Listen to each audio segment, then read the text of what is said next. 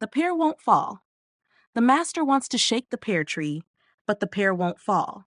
The master sends out the servant to shake the pear tree. The servant doesn't shake the pear tree, the pear won't fall. So the master sends out the dog to bite the servant. The dog doesn't bite the servant doesn't shake the pear tree, the pear won't fall. So the master sends out the stick to hit the dog. The stick doesn't hit the dog doesn't bite the servant doesn't shake the pear tree, the pear won't fall. So the master sends out the fire to burn the stick. The fire doesn't burn the stick doesn't hit the dog doesn't bite the servant doesn't shake the pear tree, the pear won't fall. So the master sends out the water to extinguish the fire. The water doesn't extinguish the fire doesn't burn the stick doesn't hit the dog doesn't bite the servant doesn't shake the pear tree, the pear won't fall. So the master sends out the calf to drink the water. The calf doesn't drink the water doesn't extinguish the fire doesn't burn the stick doesn't hit the dog doesn't bite the servant doesn't shake the pear tree, the pear won't fall. So the master sends out the butcher to slaughter the calf. The butcher doesn't slaughter the calf doesn't drink the water doesn't extinguish the fire doesn't burn the stick doesn't hit the dog doesn't bite the servant doesn't shake the pear tree, the pear won't fall. So the master sends out the hangman to hang the butcher. The hangman will hang the butcher will slaughter the calf will drink the water will extinguish the fire will burn the stick will hit the dog will bite the servant will shake the pear tree, the pear will fall. 74. Of Johannes Wassersprung and Caspar Wassersprung. A king insisted that his daughter should not marry and had a house built for her in a forest in the utmost solitude, where she had to live with her maidens and saw no other people. Near the forest house, however, there was a spring with wonderful properties. The princess drank from it, and the result was that she gave birth to 2 princes, who were subsequently named Johannes Wassersprung and Caspar Wassersprung, and who were completely identical. Their grandfather, the old king, taught them hunting, and they grew up tall and handsome. The time came when they had to go out into the world. Each of them received a silver star, a horse, and a dog for the journey. They first came to a forest and saw 2 hares at the same time and wanted to shoot them, but the hares begged for mercy and said they should take them into their service, as they could be useful and provide help in any danger. The 2 brothers were persuaded and took them along as servants. Shortly after, 2 bears appeared, and as they aimed at them, the bears also cried for mercy and promised to serve faithfully. Thus their entourage was increased. Now they came to a crossroads, and they said, "We must part ways. One shall go right, the other left." But each stuck a knife into a tree at the crossroads, by the rust on which they would know how the other was doing and whether he was still alive. Then they took leave, kissed each other, and rode off. Johannes Wassersprung came to a city where everything was quiet and sad, because the princess was to be sacrificed to a dragon that was ravaging the whole country and could not be appeased otherwise. It was announced that whoever dared to risk his life and kill the dragon would have the princess as his wife, but no one had come forward. They had also tried to deceive the monster by sending out the princess's chambermaid, but it had recognized her and refused. Johannes Wassersprung thought, "You must try your luck. Maybe you will succeed," and set off with his companions towards the dragon's nest. The fight was fierce. The dragon spewed fire and flames, setting the grass around them on fire, so that Johannes Wassersprung would certainly have suffocated if the hare, dog, and bear had not stamped out and quenched the fire. Finally, the dragon had to succumb, and Johannes Wassersprung cut off its 7 heads, then cut out the tongues and put them in his pocket. But now he was so tired that he lay down on the spot and fell asleep. While he was sleeping, the princess's coachman came, and when he saw the man lying there with the 7 dragon heads beside him, he thought, "You must take advantage of this," stabbed Johannes Wassersprung to death, and took the 7 dragon heads with him.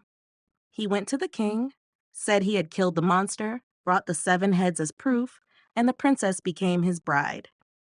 Meanwhile, Johannes Wassersprung's animals, who had lain down nearby and also slept after the battle, returned and found their master dead. They saw how the ants, whose hill had been trampled during the battle, smeared their dead with the sap of a nearby oak, which immediately brought them back to life.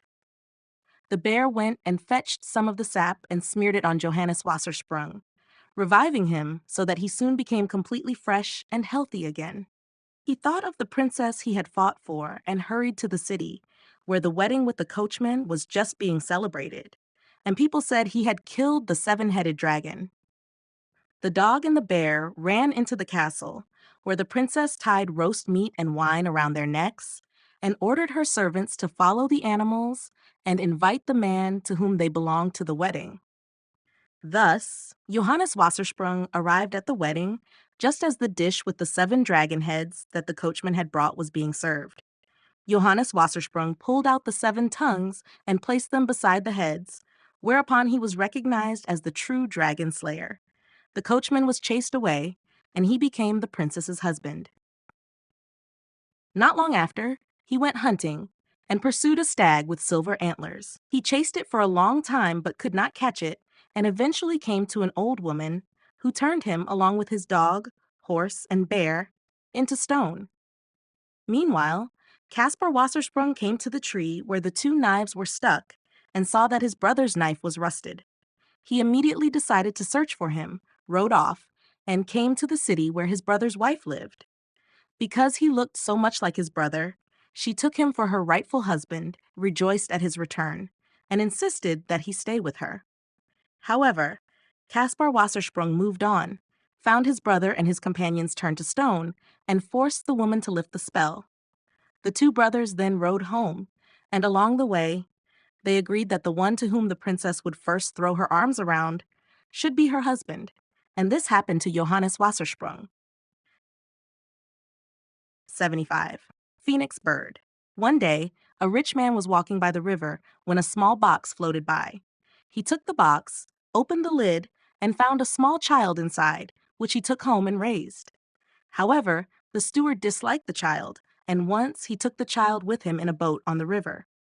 When he was in the middle of the river, he quickly jumped ashore, leaving the child alone in the boat.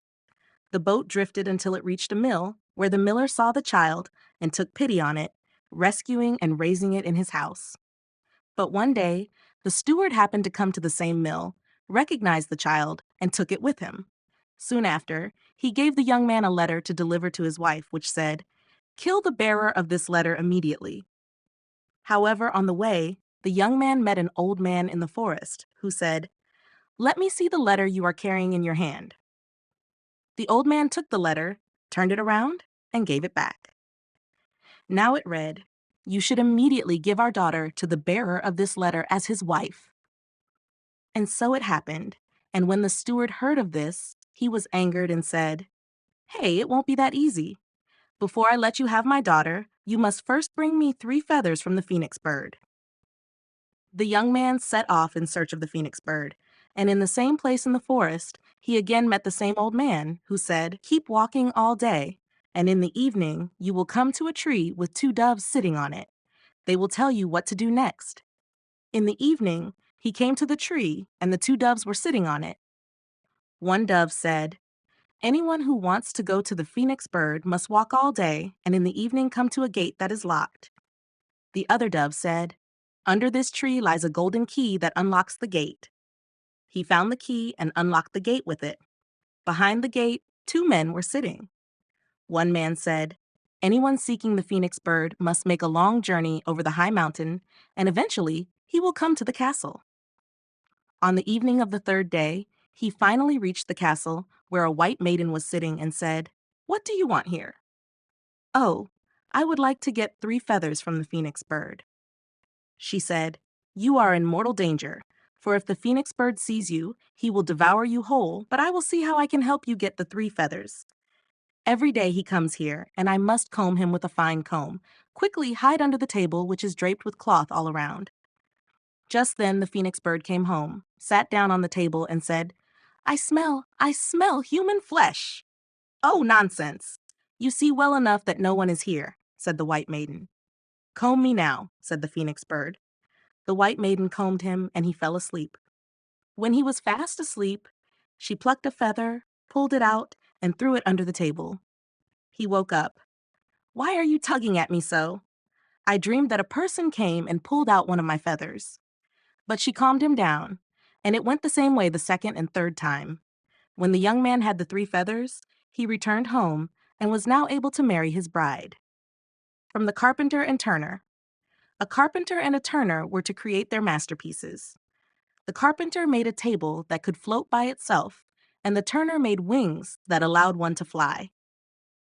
Everyone said the carpenter's creation was better, so the turner took his wings, put them on, and flew out of the land, from morning till evening without stopping. In that land was a young prince who saw him flying and asked if he could borrow the wings, promising a good reward. The prince got the wings and flew until he came to another kingdom, where a tower was illuminated with many lights. He landed and inquired about the reason, learning that the most beautiful princess in the world lived there. Curious, he flew into an open window at evening. However, their time together was brief, and the matter was revealed.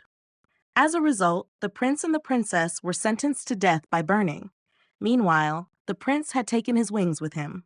When the flames began to rise towards them, he tied on the wings and escaped with the princess to his homeland. There, he settled down. Distressed by his absence, everyone recognized him when he revealed himself, and he was chosen as king. After some time, the father of the abducted princess announced that whoever brought his daughter back would receive half the kingdom. Upon hearing this, the prince assembled an army and brought the princess herself to her father, who was compelled to fulfill his promise. 81. The Smith and the Devil. Once upon a time, there was a smith who lived in comfort, squandered his money, engaged in many lawsuits, and after a couple of years had passed, he had not a penny left in his purse. "Why should I torment myself any longer in this world?" he thought, went out into the forest, and intended to hang himself from a tree. Just as he was about to put his neck in the noose, a man with a long white beard and a large book in his hand emerged from behind the tree. "Listen, Smith," he said, "write your name in this large book, and you will prosper for 10 years. But after that, you are mine, and I will take you away." "Who are you?" said the smith. "I am the devil." "What can you do?" "I can make myself as tall as a fir tree and as small as a mouse." "Then do it once so that I can see," said the smith, and the devil made himself as tall as a fir tree and as small as a mouse. "Very well," said the smith. "Give me the book. I will write my name in it." After he had signed, the devil said, "Just go home. You will find chests and boxes full, and because you did not hesitate, I will visit you once in that time." The smith went home, and indeed, all pockets, chests, and boxes were full of ducats, and he could take as much as he wanted. It was neither more nor less. Then he began his merry life again, invited his comrades, and was the happiest fellow in the world. A few years later, the devil visited him as promised, observed how things were going, and at parting gave him a leather sack. Whoever jumped into it could not get out until the smith let him out. This was how he amused himself. But after 10 years, the devil came and said to the smith, "The time is up. Now you are mine. Get ready to travel." "Very well," said the smith, put the leather sack on his back, and went away with the devil. When they came to the forest, to the spot where he had intended to hang himself, he said to the devil, "I must be absolutely certain that you are the devil. Make yourself as tall as a fir tree and as small as a mouse again." The devil agreed and did it, and when he had transformed into a mouse, the smith grabbed him and stuffed him into the sack. Then he cut a stick from the nearest tree, threw the sack down, and beat the devil with it. The devil screamed pitifully, ran back and forth in the bag, but in vain, he could not get out. Finally, the smith said, "I will let you go if you give me the page from your big book where I wrote my name."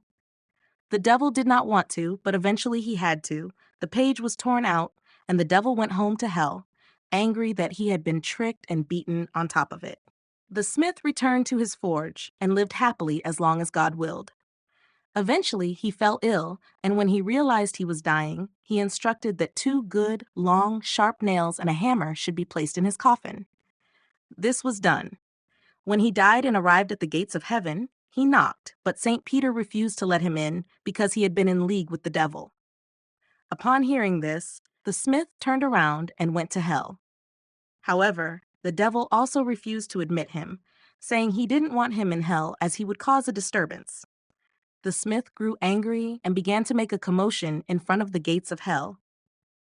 A little devil became curious and wanted to see what the smith was up to, so it opened the door a crack and peeked out. The smith quickly grabbed it by the nose and nailed it to the door with one of the nails he had. The little devil began to scream like a banshee. Another devil was lured to the door and stuck its head out, but the smith wasted no time, grabbed it by the ear, and nailed it next to the first devil with the other nail. The two of them started such a dreadful uproar that the old devil himself came running. When he saw the two little devils nailed fast, he became extremely angry, started crying out of sheer spite, jumped around, and ran to heaven to the dear God, saying that they had to take the smith to heaven, no matter what, as he was nailing all the devils by their noses and ears, and he was no longer in control of hell. If God and St. Peter wanted to get rid of the devil, they had to take the smith to heaven. So now he sits in peace in heaven. As for how the two little devils eventually escaped, I do not know.